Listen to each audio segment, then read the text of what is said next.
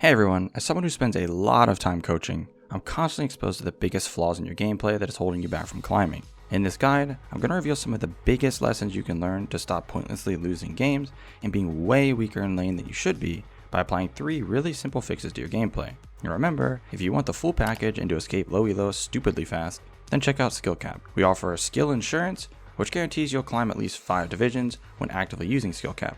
So why not give it a try after this? But for now, let's go ahead and break down a game from a mid laner I was coaching in Gold Elo, where he is playing Sylas vs Victor. To start, the first thing you're going to want to put a lot of focus into every time you play is laning phase. This sounds obvious, but it's the most important part of the game. So if you're putting mental energy into getting better at the mid game or late game, you're kind of wasting your time if you're not consistently winning and snowballing in lane.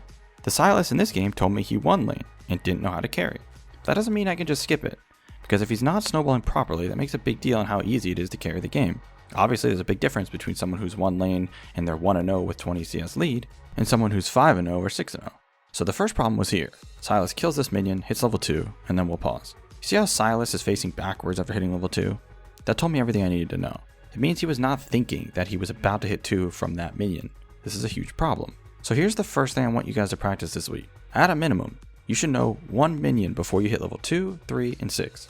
Knowing every level up is important, but those 3 are the most crucial, because they literally give you another ability, which is an insane spike of power. Sylas needed to hit level 2 and immediately go in on the Victor to use this level 2 spike. That is enough to win you a lane, just doing this properly. But since he didn't know he was about to hit 2, by the time it registered and he goes in, Victor also hit level 2. Sylas wins the trade, but he shouldn't have. Victor had a minion he could have used to block the Sylas E, then Sylas would have lost the trade pretty hard. If Sylas went in earlier as soon as he hit 2, Victor wouldn't have had any minions, and would only have 1 ability. So if you ever level up to 2, 3, or 6 and you didn't know beforehand, you know that's something you should be working on until you're doing it every game. It should be second nature.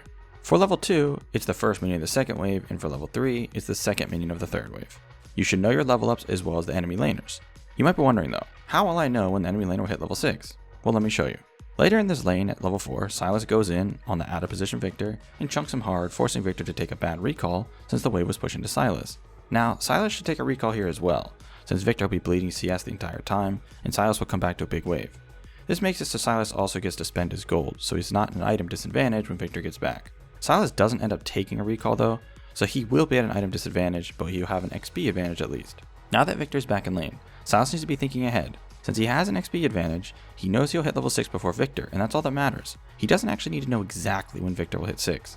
So if you're in Victor's position, you need to know Sylas will hit 6 before you, so don't play too aggressive at level 5. If neither of you have taken a bad recall or missed experience, then it comes down to who's pushing when you're at level 5.5 or 75% to level 6. If you're pushing, you'll hit 6 first and vice versa. So, since Victor has a minion advantage, item advantage, and health advantage, Sylas needs to know his chance to get a kill will be when he hits 6 first. Let's see what happens though. As Victor clears the wave, Sylas goes in with no minions, and it looks like Sylas won this, right? Well, first off, Sylas is a stupid champion. Not really balanced at all. But with that being said, Sylas actually should have died here.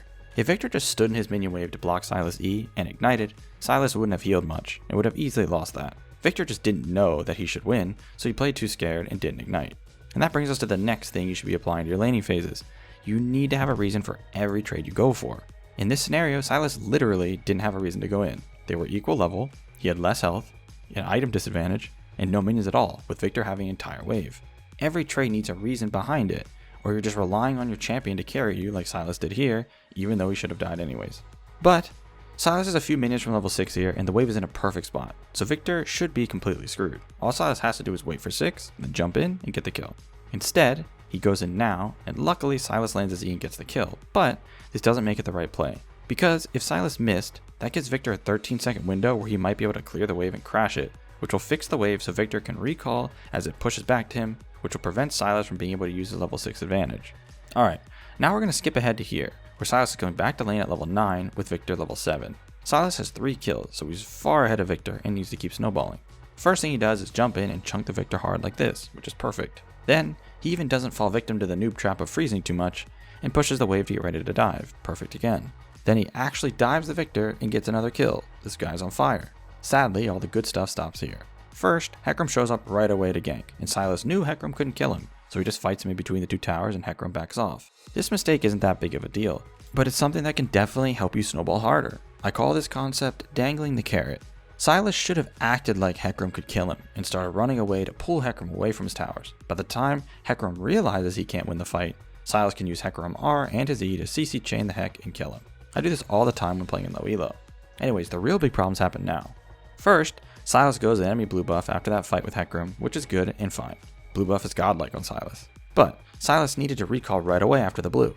Victor was respawning at that exact time basically, so Silas could recall and come back to lane and be there at the same time as Victor, which means Victor will have no room to breathe in lane, and Silas still gets to spend his gold. He has 1,000 gold at the moment. Instead, Silas goes back to mid, kills 2 minions, then runs around in bot river for a bit. Then he heads back into mid lane to clear the waves. He walks up and hits the tower once before backing off, then clears the next wave using all of his abilities. Then sits in the brush doing nothing while waiting for the next wave. He does the exact same thing when the wave gets there. He just hard pushes it. Alright, so 2 massive problems here. Both of these issues can literally lose you games. First, and most importantly, Silas needed to recall 2 whole minutes ago. He's sitting on nearly 2,000 gold right now. You guys have to understand how important it is to spend your gold. You want to be as strong as possible at all times. Silas has 5.6k total gold right now. 2,000 of that isn't spent, so he actually only has 3.6k. You know who has 3.7k total gold? Victor. So because he's not spending his gold, he's even with a 0-2 Victor, even though Silas has 4 kills and a 20 CS lead. The second problem here is that Silas is just letting Victor freely farm this entire time. This is not okay. When you're ahead in snowballing, the enemy laner shouldn't ever be able to freely farm. Silas can literally 100-0 Victor under tower after he recalls and gets Everfrost, or he can just chunk Victor once to half HP and then dive in. Either way, the rule of thumb is this: if you're ahead like this, the enemy laner shouldn't be able to do anything for free. If you make a play on the map, of course they'll be able to freely farm, so the play you're going for has to be very worth it. That means no coin flip roams when you can just dive mid lane on repeat. For example, when Silas eventually recalled and took mid tier 1, he comes back to lane and pushes the wave like this. If we look at the minimap, top lane definitely isn't gankable as Rammus and Darius are all the way at their tier 2 for some reason. Bot lane is Garen and Yuumi with full health, so again, not gankable. That means it's party time in mid lane and Silas needs to dive. It would be nice if he could find Hecarim first, but he doesn't even need to really. Silas is basically impossible to kill when ahead and snowballing like this. Silas does this though, roaming top looking to kill Vayne. Vayne's extremely poor map awareness leads to them getting her flash, but that's not good enough. That's why it's a coin flip roam. The odds of getting that Vayne kill is like 50-50. It actually is lower than that, but you get the point. But the odds of a dive working on the Victor is near 100% if played properly. Alright guys, that's going to be your study guide for this week. The concepts we covered were knowing before you're about to hit level 2, 3, and 6, having a reason behind every trade that you go for, not sitting on the map with too much gold, and finally, not letting the enemy mid do anything for free when you're ahead. If you can improve at these, trust me, it'll be extremely beneficial to your gameplay all the way up to at least Masters. But that's going to bring us to the end of this video. We hope you enjoyed it, and thanks for watching.